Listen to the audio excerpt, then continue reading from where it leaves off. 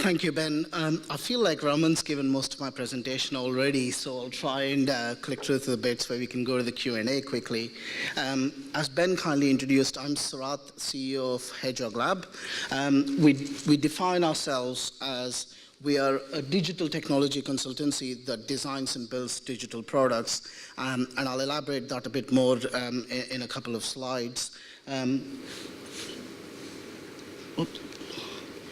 So I'm here to obviously share our story. We've already been on the expert journey for the last 3 years. We started our expert journey in 2014, actually, and just to share a little bit of that story, where we've been and some learnings from that experience is really.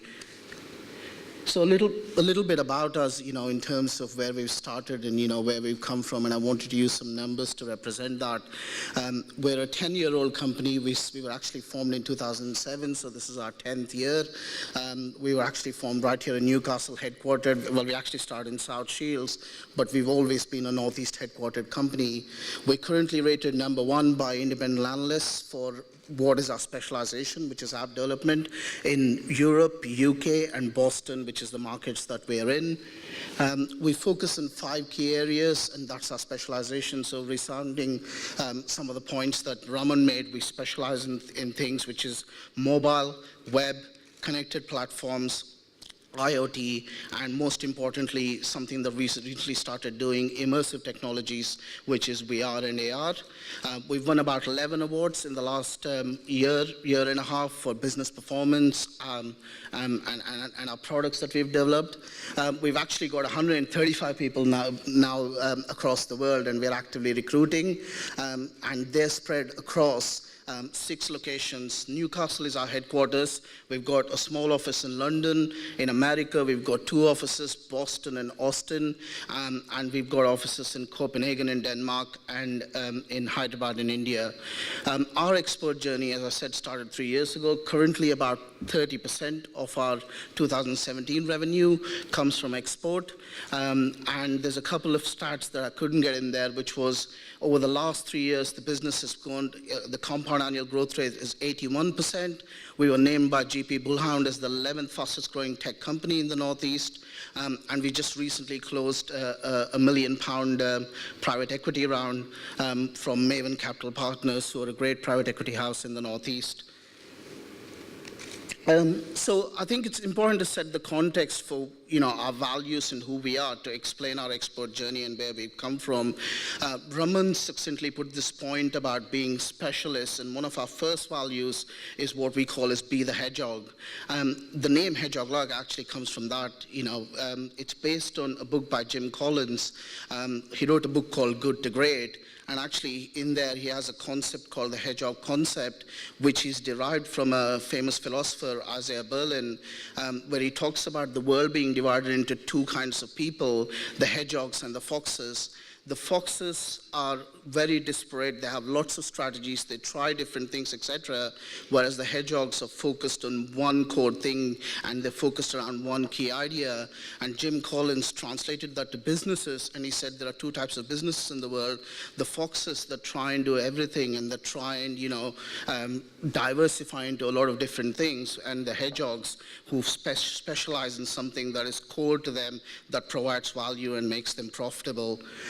Our second value is about building software people love, and that's really the core of what we want to do. We just don't want to build good software, we want to build great software. Our third value, which I guess most people aspire to, is we want to turn our customers into fans, but more so turn their customers into fans for them. And the most important one, given we're a tech company that is around consulting, is people are our greatest assets. And I know that sounds a bit self-serving, giving you our values, but actually they're tied into some of our journey and some of the decisions we took. So I wanted to talk about the business case in terms of why we started our export journey. Now, this is very unique to us. It might apply to some of the businesses here, it might not apply, depending on the nature of our business.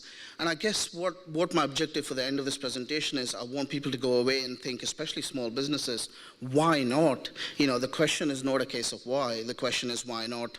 And there, when we started to look at the export journey, and really from day one, we've always been a global organization, our thinking has been global, there were 4 key reasons that really drove us into that market, really. The first one was around vertical versus horizontal growth. Again, going back to the be the hedgehog point and the point that Raman made, you've got to specialize in something, and there's 2 ways you can grow your business. You can grow business vertically, which is basically growing into new sectors. We could start offering SEO, we could start offering email marketing, we could start offering different services.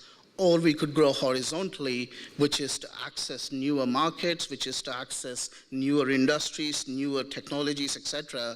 And we decided that we would prefer to go horizontally and specialize in what we wanted to do. So it was very, very important for us. The second one was low barriers. When I started the business with my co-founder, it was just both of us in a warehouse in Tedco in South Shields with some old garden furniture, a laptop and a phone. So there was a very low barrier to enter this industry where you're effectively selling your skills and your time. So there is no reason why your expert journey needs high barriers. When we hired our first US hire, a managing director there, we replicated the exact same model. We hired a shared workspace, very low investment, a laptop and a phone, and we got going. So I think it's important, that we understand that, especially in our industry, there isn't a huge barrier other than the regulations that you need to obviously stick to. The third one is market size. Again, resounding what Raman mentioned, market size is a big factor for us. We decided in our exporting journey to go to America, and I know today, over the day, you've been given insight into markets like China, into India, into the BRIC group of nations. But in terms of where the US is, particularly in the digital and the technology industry, budgets are nearly 3 to 4 times the size that we've got. And a lot of the experiences Raman, as mentioned, were very much the same for us. We thought we were expensive when we went to that market, and the customers were constantly feeding back that we were probably mid-range or cheaper than most of the people that they were used to dealing with in Boston, in New York, in Austin, etc. So the market size is significantly larger, and purely by numbers in places like America, in the EU, but also in terms of what they invest in technology and their approach to really budgets and projects that go forward. The final one is an interesting one for us because talent is a big issue for us. It is perhaps the number one issue that prevents faster growth for us. When we opened up in India, I think about 3 years ago, we were able to access really qualified expertise talent.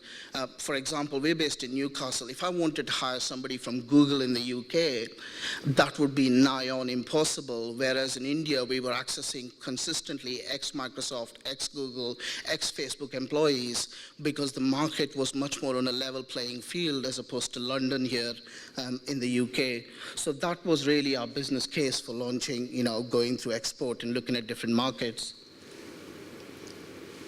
So I've really got 4 tips, which is kind of, following on from some of Raman's things, so I'll breeze through them, but I've probably got one that is very, very different. And that one, the most important one, sorry, I'm having trouble with the clicker all day today.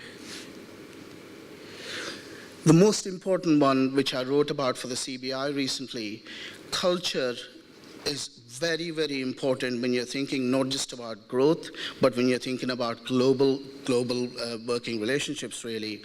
We started, and I mentioned this to Sarah when I met her at the CBI, when we were 2 people, we considered ourselves global. We've always had a global mindset. We've never restricted ourselves to be a local business. So it's important that you have a culture and a team that is aligned behind that global mindset. Otherwise, it's very difficult to make this thing work across different time zones, across different cultures, across different countries. Culture is always at the top of any opportunities to export or growth.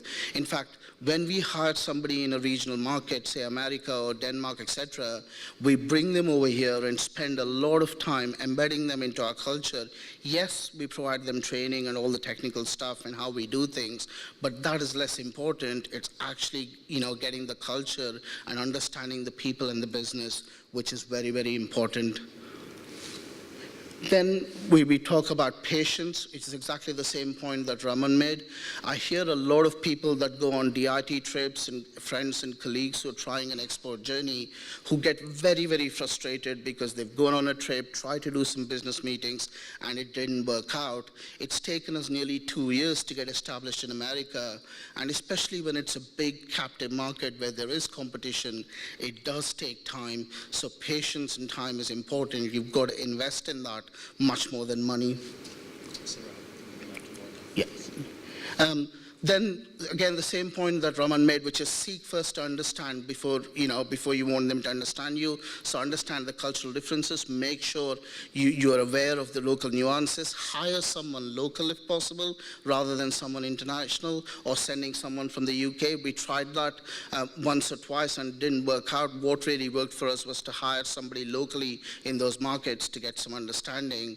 And the final and most important one, because I go on a lot of DIT missions and I know a lot of colleagues that do it, you can't have half measures. You've got to commit. Yes, it's a risk. Yes, you need a backup plan, but the only way to know whether you'll succeed or not is to just do it.